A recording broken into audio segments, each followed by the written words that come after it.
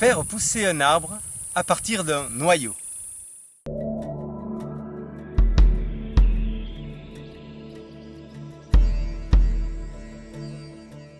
Donc obtenir un arbre à partir d'un noyau est très simple et c'est même idéal parce que ça coûte rien. On mange un fruit, on va le semer, on va l'utiliser pour avoir un arbre. Même si on le fait en pot et qu'on le transplante, on va pouvoir le transplanter très petit. Donc moi je transplante des arbres qui font cette taille parce que je ne peux pas les semer directement.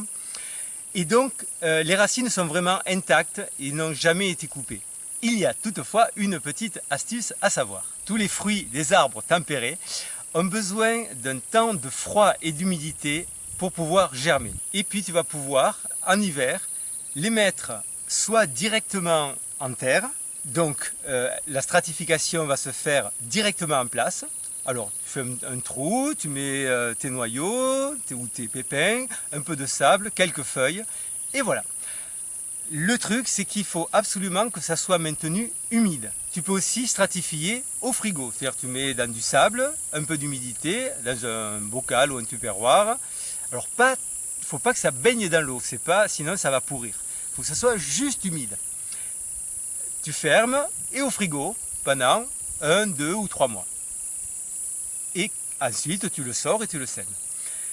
Et sinon tu peux faire en extérieur, donc dans un pot, donc tu prends un pot, n'importe lequel, tu mets une couche de sable, une couche de noyau, une couche de sable, une couche de noyau, etc. D'où le mot, parce qu'en pépinière, comme on a beaucoup de noyaux, de pépins à traiter, on le fait comme ça, donc par stratification. Ensuite, tu mets tout ça dans du sable, tu fais un trou dans du sable, au pied d'un mur nord. Donc il faut que cet endroit ne reçoive jamais le soleil de tout l'hiver. Avec un peu d'humidité, le sable doit être juste humide. On peut le passer par exemple au vaporisateur ou arroser mais laisser égoutter avant de l'installer.